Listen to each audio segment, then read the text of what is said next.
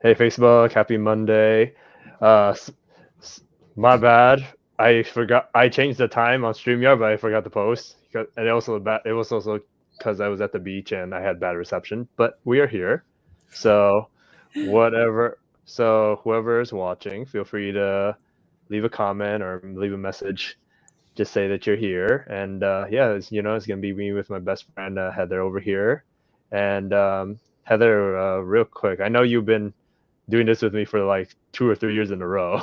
But for those who don't know you, like tell what you do, tell us what you do, where you at, and what you specialize in. Yeah, so I'm glad you guys could all join us. We're talking about a pretty fun topic today. My name is Heather Lowell. I specialize in behavior modification and aggression rehabilitation. I'm located in Portland, Oregon, but I see dogs all the way up and down the West Coast. I've been as far north as Canada and as far south as Chula Vista and San Diego. So basically, the entire West Coast is within that bracket. I also offer online coaching and consultation, as well as in person coaching and consultation for behavior modification specifically, as well as two different schools that I have that teach you how to be a dog trainer. So I have one that is run through Koru Canine, and it's the Koru Canine Masters Program, and that is set up for people who want to get a taste in behavior modification and want to understand how to deal with pet dogs. And then I also have the training with science curriculum that is a little bit, it's similar, but a little bit more nipopo, and it's a longer course, and it follows up with a shadow program and a mentorship program. But yeah, Hmm. that's me. That's what I do. My background is neuroscience and behavior, and I train dogs and horses, but honestly, mostly I train people. Hmm. Yeah, and I mean, like, if you guys have not seen like her social media or seen her work, like train her horses or things like that, like she is really like Heather's really cool, and I really love watching her work with the dogs, and she really knows her stuff. And we're both like NAPO post gold graduates, but she's taking it far above and beyond, and she's real. And I love watching her work. I So love working with you. It's been a lot of fun. Like we've yeah, had a lot of really good jam sessions, training sessions, or for just like sure. hanging out, Thanksgiving, fun times. And Thanksgiving was such a banger. Like it was like your family is so nice, and like I was like, damn, I want to be adopted in this family. This family's like hella Oh, nice. oh, you are. You are adopted. And also, I don't know how many Thanksgiving dinners come with a live bite work demo, but Yeah, that would yeah that's gonna be a thing that's gonna be a thing anytime I go. Like I'm always up for taking Simcoe bites, even though last time like literally it looked like a murder scene on my arm right here, and here I am just smiling, just like yeah. that And shit was. afterwards, you get to have a good old cuddle with Simcoe because there's no bonding with that dog quite like being his favorite pincushion. Yeah, for real. And then like I go back home, my family's like, "What happened here?" I'm like, "Oh, actually I allowed a dog to bite me, and it was fine." Hold on, we got some people. We got Haley. Literally, I'm one woman Heather fan club. So Sarah goes Simcoe bites. Jennifer Dawson. Hold on, I don't know why your comment didn't appear, but I'll look it up on the Facebook. But it's all good. But yeah, we got Heather fans and Simcoe fans here, which I mean I love Simcoe. I literally will be like if Simcoe has Breeza makes puppies, I'm 100%. I call dibs on the first one. Right. I know. You Like, you and many, many, many other people would love a Simcoe offspring. But we'll see. I don't know. we'll If he passes all his health checks and I find the proper female. You never know what for can happen, but we got to do it right. for real. I mean you got some goals coming up. You got some Yes. cool things which we'll definitely mention at the end of the chat, so then people can be like if they're interested from learning with you, which there's plenty of people that are interested. So but if anything, so Heather, Hmm. I know when we chatted that when we picked topics, you wanted to talk about why bad training was effective. Hmm. So, since you're the one that brought up the topic, why don't we have you explain like like why you were interested in chat in having this chat, and then I think we could go from there because I think it is a good. I think it's a very interesting topic. I think it's a good topic too that everyone can relate to. So. Yeah, absolutely. So I'm really glad you asked why I picked this particular topic. And I did pick this particular topic of why bad training is actually quite effective in a lot of ways, because at one point I was guilty of bad training. Everybody at some point in their life, you look at a dog and you're like, wow, that was really bad. Like, that was not the day that I brought my A game. I could have done so much more. Like, I cringe when I look at videos of how I used to handle dogs 5 years ago. I cringe at, the fact that I was an R plus trainer and all of the dogs that crossed my doorstep that I said, I'm sorry, the problem is your dog, when the problem was me and what I was willing to do to help that dog understand. And so I picked this topic because I believe it's relevant to every single dog trainer, because we are all on a journey and we are all always learning. And it's important to understand why change needs to happen, even if what you're doing is working. Because that's the issue, right? With bad dog training or bad training is it works a significant amount of the time. But when it doesn't work, it's pretty catastrophic. And so, that saying of if it ain't broke, don't fix it. I don't agree with that. I don't agree with that at all. Yeah. You should always be trying to fix your methods, fix your training, and better the way that you work with animals, especially because we are, at the end of the day, they're only advocates. Like, my role as a dog trainer isn't to tell your dog all the things it's doing wrong. It's to tell you as an owner all of the ways that you're making your dog's life miserable and confusing. Mm-hmm. Mm-hmm. Yeah, And I think. Yeah, I all that's really relatable, and it's like, I mean, there's times where I've looked back in the day and I cringe, like my whole back will shiver like a cat, like ooh, Mhm, like mhm. when I was like, oh, I did this before, and then I just go ooh, so spine tingling, where it's like what now, it's like you could have done back then, but we all have those moments where we wish, damn, I wish I had known this now. If I had known this back then, I would have changed it differently. Absolutely. And I hope that 5 years from now, we do this same podcast and we talk about what I'm doing wrong now. Mm-hmm. Because again, it's a science and science is ever changing. And so you should be ever evolving with it as a dog trainer and always Mm-hmm. increasing your understanding of the whys. We all have well, I wouldn't say we all, a lot of us have a pretty good understanding of the how. How do you change behavior? How do you use Mm-hmm. operant conditioning effectively to alter a dog's behavior? But a lot of us don't understand the why. Mm-hmm. And the why is arguably one of the most important components of understanding behavior modification. Mm-hmm. For sure. Yeah, Haley, this is all recorded. You can share it on Facebook once it's done. The YouTube link will also be up like shortly after. So then we have a Walter. He made many silver school. We're really impressed with Simcoe. Yeah, watching Simcoe work is so much fun. I think if we don't have these moments, is a huge red flag. Yep. So yeah, I think too, especially with like but especially with certain training methods or like just certain places you take your dog to train, it's like if it ain't broke, don't fix it, or like my way or the highway kind of thing. I think is really like so it's so like politics is literally just like you could go to me or Heather and we're pretty flexible, and we're also like we're always like finding something to adjust, or if we meet a dog that one idea doesn't work, okay, we got like several ideas to go with. But then when you have like trainers, especially with bad training, like it can be effective, but if it doesn't, but then when it doesn't, then it's like you have a dog that I feel like either shuts down or it's like more confused, or you have like a dog that is gonna be like a really bad end product that is like it's harder for everybody within that dog's Yeah. life. Yeah. And you have the potential liability on your hands of a dog that's just waiting for when you hear people who say the bite came out of nowhere.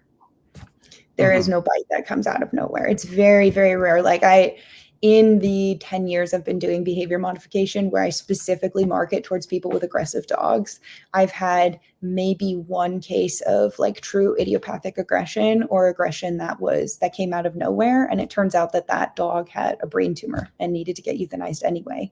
But he would wake up out of a dead sleep. So there really is no out of nowhere. And I think the more that trainers kind of perpetuate that mindset that these things can happen out of nowhere, the more owners believe it, and the more owners then see their dog as the issue and not the way that they're communicating with that dog as the issue. Because like any relationship, dog training is a relationship. It's a relationship you have with a nonverbal animal. And we all know what happens to relationships when the communication sucks. Yep. And I've been single for a while, so I've been single a while, so I can't relate to that. But it's like, I know friends with relationship that I'm like, they'll tell me about it, and I'm like, and I go, oh, he fucked up. Or like, that was a communication issue, bro. I'm like, Yeah. especially like, I mean, from like what I hear, especially is like, you'll get trainers that's still very like yank and crank, or very like, like, I can fix dog aggression or people aggression just by, like high levels of punishment and things like that, like, or the dreaded line of, I can train any behavior in 2 weeks. Yeah. And that's the thing where it's like, that like people pick, because like people just have like certain trainer would just be like, oh yeah, I can fix, like, like that big dick energy, just be like, oh yeah, I can train your dog in 5 to 12 days. I know all the answers. And then literally it's just like, when you actually see the dog, it's like, how the dog, I feel like, instead of listening to how you talk about your dog training, is like, I want to see your product. I want to see the dog you come out with, and be like, that's gonna be my, that's gonna be how I judge your training. It's like, I want to see the dog. Is like, the dog happy-go-lucky? Is the dog is, like, can take off? You mark like a clicker, or you call the dog comes back motivated, kind of thing. If I see a dog that's very like shut down, or very like whale eye suppressed kind of thing, that's where I go, okay, that's the red flag right there, just because I feel like there are still like trainers that is like, they do a lot of suppression work, and it's like, they get paid to be like, hey, look, at least he stopped doing it. But I'm like, yeah, but like, look at his face. Yeah, like, and he stopped doing it now. But as soon as you change handlers or scenarios, the tricky thing with like putting a dog into active submission is it's not a generalizable behavior. Like, I can make a dog submissive to me, but that doesn't mean that I hand a leash to you and he's submissive to you. So he's going to try that same thing over again with every new handler. And so having training that's generalizable for the dog is also critical. And I want to take a second to talk about, because equality is very important to me. And so, yes, there are a ton of dog trainers that are still very much doing the kind of the old style yank and crank, as we call it, where they're essentially punishing unwanted behaviors, but not showing the dog how to find their advantage in wanted behaviors.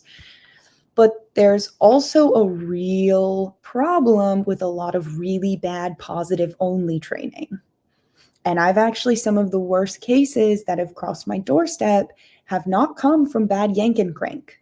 It's the opposite. They've come from trainers who think they understand what they're reinforcing, and they're actually not reinforcing the behaviors that they think they are. They're showing the dog the opposite of what they're trying to show the dog. So like an example of a case I have right now, I have a corgi who is about 5 years old, and she's got several live bites, and it's described as a sudden onset of aggression where they could just be hanging out in their house doing nothing. And let's say there's a car sound outside, like a car alarm. They said any noise that's abnormal, a fire alarm, a car alarm, the dinging of a UPS guy, anything just slightly uncomfortable for her, sometimes even her phone ringing, the dog will jump up and go attack the husband. And their previous positive only trainer, who was a certified animal behaviorist, like a vet behaviorist, told them that anytime this happens, to grab a handful of food, throw it on the ground and leave the room. They've been doing that for 2 years. And what do you know? It's gotten worse because the dog's new understanding of how to find its advantage in that situation is whenever I'm hungry, I bite my owners.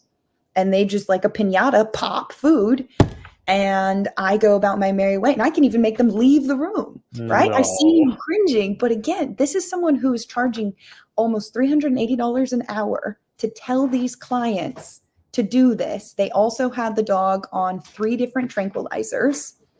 Like when I got this dog, her face was so glazed. I immediately reached out to the owners and I was like, we got to drop one of these because your dog can't even walk straight. She is so drugged.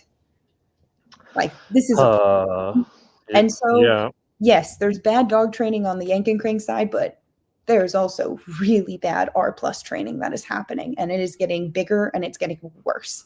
And you know Yeah. me, I'm all for paying the right behavior. That's most of my training is positive reinforcement, right? Like that's how you actually build behavior. However, timing. Timing. Yeah, timing. I mean, that's the thing. I mean, that's the thing where it's like I had a client that like, you know, I had a client where like, you know, she little healer mixed resource guarding mom, and then the UC Davis were like suggesting, oh, give a treat like as you come up to the dog, and it was like that didn't work at all, and then it's just like yeah, that's it. Yeah, especially with a dog. Yeah, and that's the other thing too, where okay, for 2 years, and then you know it's like interesting is like when people like I imagine that you're the client, the corgi's owners like try to talk to them, be like, hey, this is still it's getting worse. Yep. Like, what do I do? And then I feel like with the trainers that, you know, or like even just wherever they went for the certified vet, it's either like your feedback's gonna be either you didn't do this, you didn't do it effectively, or you didn't, or you're not doing it right, or It's more always, more yeah, like or more like okay, let's up the dosage of A, B, and C, and then it's just it's never like they're not it's very like closed in, like it's very like okay within my scope, but never like outside their box of like yeah. And I mean, even just talking about scope or like systems, like, you know, something that you and I know because of the certifications that we've gone through working with other trainers, that if you are going to train within the positive reinforcement system, the only thing you can do is pay the dog for the correct behavior or withhold something they want, negative punishment, if they don't do the correct behavior. Otherwise, you run the risk of creating just a variable punishment reward where you never show the dog how to avoid a correction to come, essentially. mm, So like there's a lot of R plus trainers who they'll use treats in a clicker and then a squirt bottle. And it's like, okay, well, if you didn't use a squirt bottle to teach a dog to sit, don't use a squirt bottle in its face when you ask it to sit and it doesn't. The only thing you can do within that system of your dog's understanding is if I sit, I get a treat. And if I don't sit, I don't get a treat. That is your system, right? As long as you're staying in that system, you go as far as you want in that system. It's when these R plus trainers are starting to then add comfortable punishments like a squirt bottle or a clacker. I've got another client in right now, similar thing, dog aggression, where they take a loud clapper or an air horn and they make a ton of noise when the dog starts to aggress at dogs in the windows. Like, come on, guys. Like, if you're going to train in your system, train in your system. And if you're going to leave your system and you have to punish behavior, well, then use negative reinforcement first to teach the dog how to avoid that behavior and do the correct one first. It's that simple. yeah. I think even too, where it's like, you know, a lot of because I'm doing this based on past encounters with like humane societies or plus R plus trainers is I feel like they're very like against giving the feedback of like no, like can't do this. It's always just like reward like behavior, this is what I like, but then it's like okay, where in this system do you actually tell the dog like this is not what you want, or this like you know like kind of disapprove kind of thing. Even like I had the thought, and you were bringing up a good point, and then I was like I had it, but then literally like my brain just let it go as I spoke, as I opened my mouth. That because especially with like with the with like plus artists, like it's like they rather take longer, they rather be like, you know, say, oh, go, tell you what, Heather, keep We'll going, circle and back. we'll circle back. Keep I going got you. because I feel like I have the thought, but then I have to catch it again. So Okay, no worries. We'll let it fly back to you. So the title of the podcast is "Why is this effective?" So I want to address that within positive reinforcement, and then I also want to address that within balanced training as well. So why is it that there is, first of all, good and bad training, and what is good or bad training? I can only speak for what I consider to be good or bad training. And for me, dog training is a science. Science is measurable. Science is reproducible by other scientists. And science is understood or approved by a collective of peers who understand what they're talking about. Very similar to dog training, right? We have the dog hive that we talk about, or dog book, or whatever system you're in. You have a collection of people who either agree with how you train or disagree with how you train. And also the reproducible part. Like, if I teach your dog how to be a perfect angel for me, that's not going to do you as an owner any good. If the second I hand over the leash, that's all gone. So it has to also be reproducible through multiple people and measurable. You have to see if it's getting better or it's getting worse. And that timeline, I mean, that's creative freedom, right? There's some dogs that I might take a couple years with, and there's some dogs that I might take, like, I fixed it in a week because there was just one little missing piece to their puzzle. So for me, bad dog training is dog training that is not reproducible by another trainer. Bad dog training is, you can't tell me why it's working, just that it is working. And it's, you know, bad dog training doesn't make a bad dog trainer. It's just trainers who are not necessarily seeing the full picture, right? That's what I see as bad dog training, is people who are just getting a snapshot of it, or people who are only addressing behaviors, but not addressing the underlying cause of those behaviors. Now, good dog training is the opposite of that in my mind. It's creating training that is reproducible, that you understand why it's working. You see it's measurable, how quickly it's working, and can explain why that is. And you're addressing both the behavior and the underlying cause of the behavior. And so where I feel like we have this kind of weird mix of trainers is, we've got our bad dog trainers, right? And those are people who are just addressing behaviors themselves and just trying to fix the behaviors or stop certain behaviors. And then we have our good dog trainers who are trying to do both, stop those bad behaviors and fix why that behavior is even happening in the first place. And we're all collectively trying to do the right thing. It's just, I feel like whether you fall on the balance side or the positive side is just which part of the behavior you're modifying. Like, something that positive reinforcement does really well is affect change in the dog's brain and the underlying cause of the trigger, right? We know that the release of dopamine in a brain is going to increase the happy, nice feelings surrounding a certain trigger. So counter conditioning and positive reinforcement, like, we know that's going to help the dog. But it doesn't always really affect the behavior. And then you've got the opposite end, where you have a lot of balance trainers who are just changing behavior and using whatever system to change behavior, but they're not addressing why the behavior is there to begin with. So for me, good dog training is that happy middle ground where you're doing both. Yeah, I think, I mean, that's the thing, is like, literally both sides can literally take a lesson from each other and then make each other like better trainers, right? And I mean, that's the thing where, like, with me, like, I'll have friends who are force free. I'll have, like, you know, I had maybe, like, I don't think I told you this one, Heather. I think like a few months ago, I had like a trainer local that's force free, email me being like, hey, I have a client, I want to send you clients, but then like it went from like, can I get your info kind of thing, and then all of a sudden it was like I got an email asking, like, where's your certifications at, like who do you follow, what's your Hmm. thing, and then it was like we had a phone call, and then she's like, well, I'll only send you clients if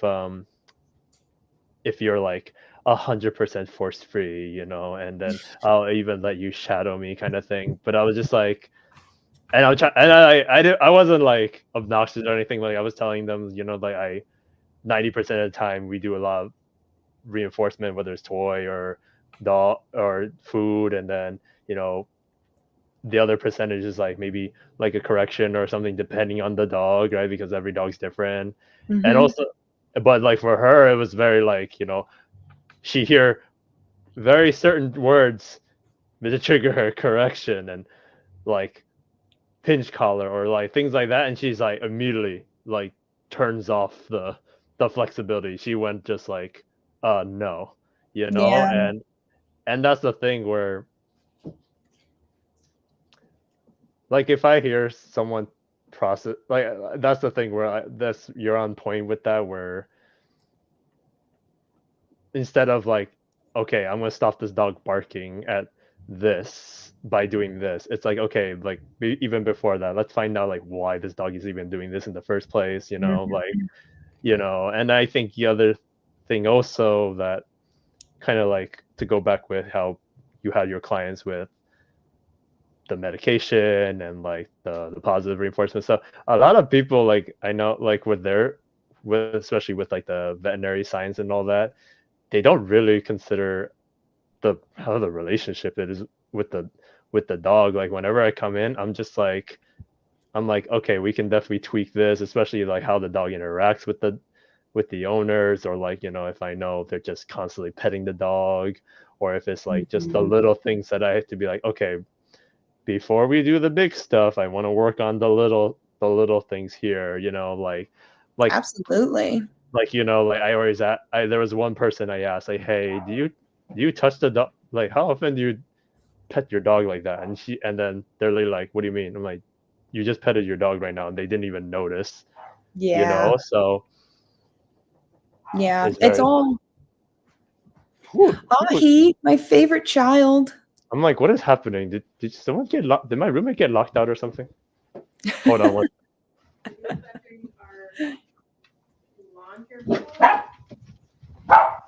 I have no. Show I me have the no. tuna. He is yelling at somebody. Yeah. He's yelling at my roommate right now. Senor, senor, ahí, ven aquí. Yeah. No, I completely agree. It's like, the relationship, like, I think one of the ways that we can kind of help drive this point home, especially if the people listening are like learning how to train dogs or they're just trying to improve their skills, is let's take it within the context of like a known issue. So, known issue, your dog pulls on the leash, right? Mm-hmm. Very common, known issue. Now, if you want to teach your dog to not pull on the leash, you can use food and reinforce the dog when they're not pulling on the leash.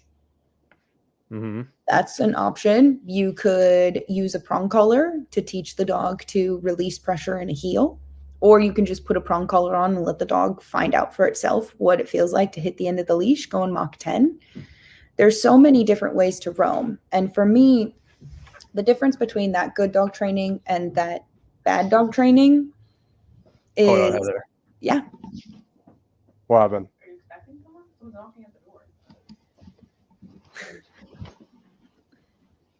Who? Oh, it's they're trying to it's the lawnmowers. Oh, just let them through the backyard. Let them through the backyard. Nice.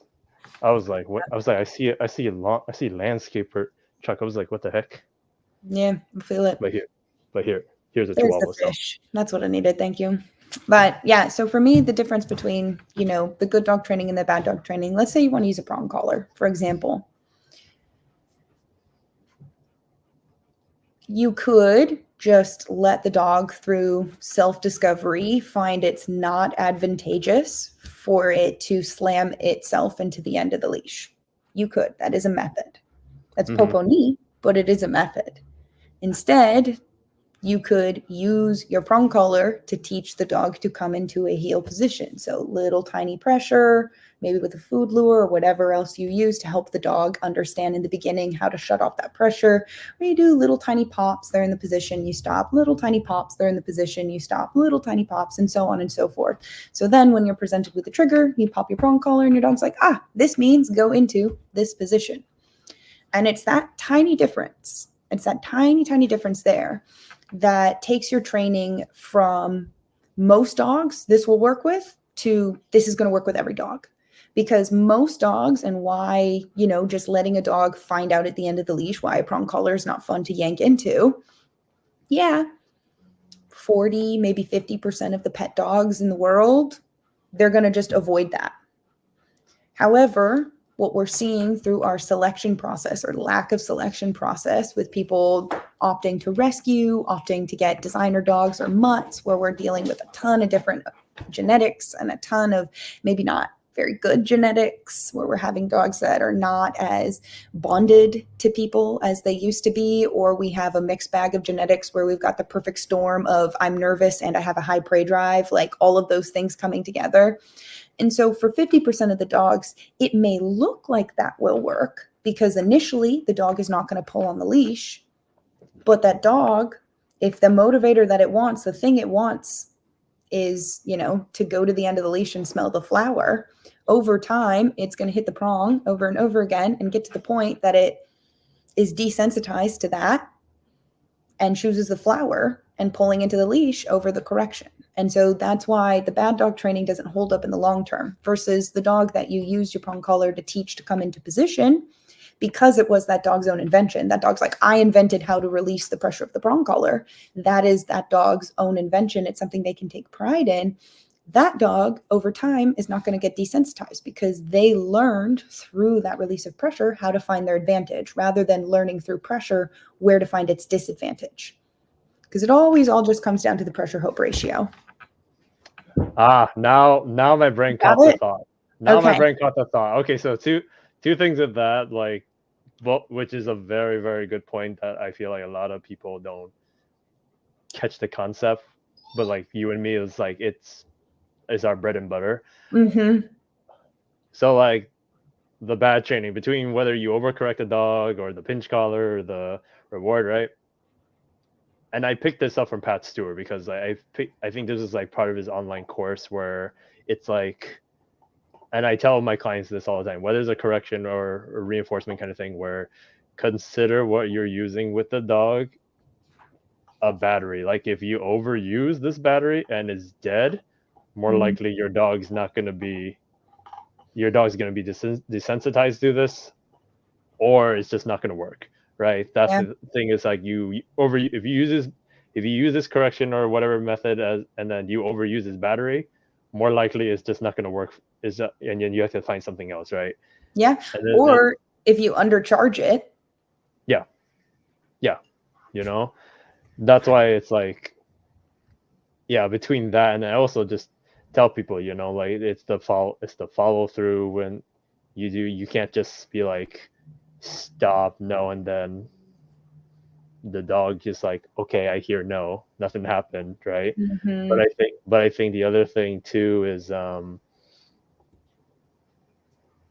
every time a correction involved, every time is like, is very, sometimes it's very like they know it came from us, where sometimes it's like if it was the dog's idea, like how you said, like they Mm-hmm. know how to avoid it on their own. Like that's where it's like the dog gets it a lot faster versus we try to like instill it, just like, hey, turn here, and then they'll see me pop, instead of like, where if they see me do like a quick turn and then they thought the pop was from them because they could have just been more aware of the owner, then it's like, okay, like that's why I really like the idea where it's like it's the dog's idea, Yeah.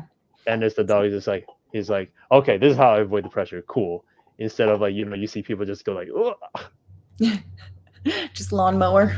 Yeah, just lawnmower it, and then it's and just like the dog can see it's from them, and so they're like, okay, it's not as effective. What that's why it's like dogs are really smart. Dogs can like figure things out. It's just I think we have to give dogs that chance to actually Yeah.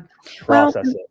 yeah, and I mean something to consider too as a dog trainer is if your dog has already outsmarted your clients before and your clients don't understand the why they're doing what they're doing, the dog will outsmart them again. It's just a matter of time and repetitions. Because if they don't truly understand why allowing that dog to follow them around the house nonstop and constantly attention demand is directly correlated to their resource guarding issue. Like if they don't understand why allowing certain dogs to run up and greet them on leash, but then seeing leash reactivity when that doesn't happen. Like if there's no whys behind it and they don't understand that, the dog will absolutely outsmart their owner again. I've seen it countless times. And so part of our role is, being good dog trainers isn't even just doing the good dog training, it's doing the good human training as well.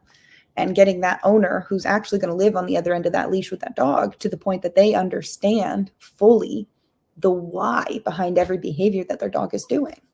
Mm-hmm.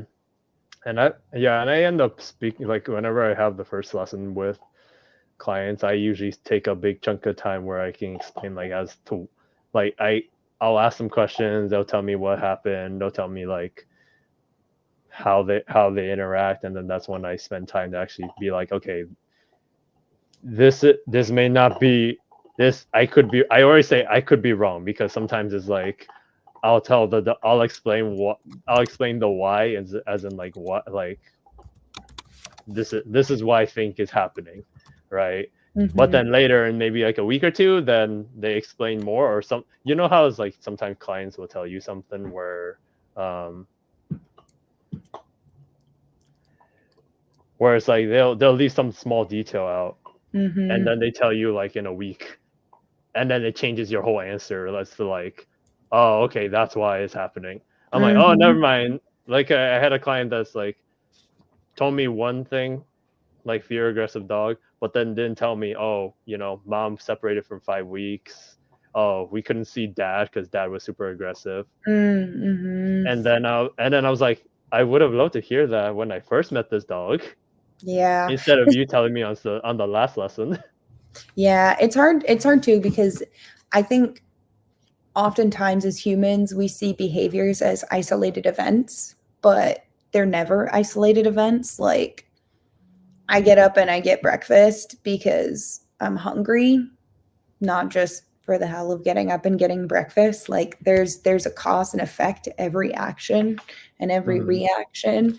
And so being able to understand the cause and effect behind dogs' behavior and also being able to recognize what your dog finds entertaining versus, what you find entertaining is also a key component. Like I've got another client right now. It's a husky shepherd mix that she's a cool dog. I've had a lot of fun working with her. She's very powerful. She's very confident, and she's a punk. Like straight up, she's a punk. And her owner's interpretation of her behavior was like they want to be able to take her to parks and take her to dog parks and take her to off-leash hiking areas, but they always have what they call the initial fight, the initial scuffle, where every time she met a new dog, she would immediately just jump on their neck and go full throttle. And explaining to owners like that, like, hey, we got to break it into analogy of like kids. Kids like to go play in the sandbox, but every kid is in the sandbox for a different reason. You've got the kid in the corner by himself building sandcastles. He's here for that. You've got the kid that's collaborating with the other kids and trading toys. And, you've got the kid who's like drawing things in the sand. And then you've got the kid who enters the sandbox, kicks the other kid's sandcastle over, steals the toy, shoves the other kid. They don't think that's wrong. That's how they play. That is their version. That's what they find enjoyment out of. And this husky is the same thing. She wants to, of course, she looks like all of her body language is showing you she wants to go initiate with that dog. Of course, she's got a nice high tail, good posture, wagging, very excited behavior when she sees a dog. Because she's really excited to go punk that dog. And, for owners, having them understand the why is critical to that dog's rehabilitation, because that's not a dog that I ever want to see loose in a dog park. She will kill another dog or get herself killed if she starts her first, initial relationship with another German Shepherd where she jumps on its neck and bites it. That could end very badly for both dogs. I think, as I think just because I know Heather got to wrap up soon, because she's not like me. She's got a busy schedule. I She got got 2 a kid dogs to take train. home. She's got 2 dogs to take home, unlike me. So yeah, I think with the components with like qualities of good dog trainer, it's like one, like never stop learning. It's like just keep Yes. expanding on what different ideas and methods that you could add to your toolbox, and be flexible. I think that's one. I think 2 is discovering and discussing with owners on the why, and it doesn't need, and like keep it simple for owners, because it's like we don't have to explain all the dog training like technical terms, because it's like Unless they want it, in which case those are my favorite owners. Unless they want it. If they want it and they nerd out with me, cool. That's like a party. That's like a party for me. But like we're paid to explain what's going on. Why is this why is this happening? And how we can discuss like all the small steps, all the foundation steps, how to slowly put it all together, instead of just like, here's your one answer, in my hand. Give me my money and I'll give you what's in my hand, right? I want to have it where we explain the why, the process, and how to help this relationship, improve the relationship, and make the dog feel good, where they don't need to display those behaviors that they're having issues with. And I think even too, where I'm also very realistic with clients, where I say, hey, I can guarantee we're going to get a lot done, but I don't think I can guarantee you that I'm going to let this dog be off leash with with 20 other dogs, because you have to look at the big picture of of little Yorkie comes running with big pit bull attitude, big dog attitude, and it's like your dog can only handle so much as a threshold, and the arousal and all that. It's like, if you're comfortable, like, as much as people like want, like, have their wants, but then I also have to bring them back to reality, and be like, okay, you have to be realistic. And you have to give the dog what it wants too. It's a give and take, just like a relationship. Like, communication is important. Giving and taking is also important. Yeah, I think that's all very important. And you know what? I think, Heather, I think this topic definitely requires a part 2, which I think we need to. I think maybe we schedule like another live where we continue this conversation, because this is a really good topic that I really want to expand on. Absolutely, yeah. And if anybody has questions, or they want me to, how does a non-dog trainer identify bad dog training, or how would you explain it to a client for them to learn? I think we kind of talked a little bit about it. Like, I think if you just rewind it and go through the whole thing, but I mean, it's easy to probably just message you about it, or comment about it, or part 2 we'll reiterate part 2. Yeah, we can. We did talk a lot about what bad dog training is. We didn't talk a lot about why it works, because I do have a whole piece on coevolution and how that has played into why bad dog training is so effective for so many dogs. I know. I was so looking forward to talk about that part, and then but we both, as responsible adults and dog people, we never have time for anything. So, but we'll do part 2. But real quick, yeah, we'll do a part 2. I'm happy for a part 2 to answer other questions about how you can tell good dog training from bad dog training, how you can tell, how you can best vet the trainers that you're working with, what certs. I mean, God, we could spend an entire hour talking about what a good certification looks like and what a good certification doesn't look like. We'll make it happen, because this is a topic that I think a lot of people are looking forward to. So I think we'll keep them suspense. But all right, I've got a special delivery. a new muzzle with 2 dogs going home, but Nice. But Heather, how if people were interested to learn from you, how can they reach to you? Or like, if a client decides I want my dog to train with Heather, how would they get to you? Yeah, absolutely. So you can go to the website, thecanineadvocate.com, Hmm. and you can fill out the like get offered link, whatever. I forget what it's called, get started probably. And that goes directly to me. So tell me a little bit about what you're interested in. Tell me a little bit about your dog. And we can talk about training. And that's for the dog training clients, specifically for the dog trainers who are looking to up their skill level with behavior modification, with NEPOPO, with aggression, with the neuroscience. I also have coaching and schools available for professionals who are looking to get to the next level. And so Yeah, same deal, reach out on the website, email me. We'll yeah, set and if something you up. yeah, and especially if you're on her Facebook, she posts on dates on what Gold School she's offering, and she's got some cool board and train programs that you can shadow her. And I think she's even got one at the end of May where she's going to be up in California to do a Gold School, which Yep. unfortunately I won't So I be have there, but a I will be there. I'll be there. I'll yeah, be I there in actually spirit. perfect. Yeah, no, I decided I was going to be a crazy woman and I'm teaching for 4 straight weeks. So I have the 2-week new dog trainer curriculum, the following week a Gold School in Oregon, and then the following week a Gold School in California. Yep. So So she's a crazy woman, but she has the passion and fire in her. So I do. I have a lot of heart and soul for it.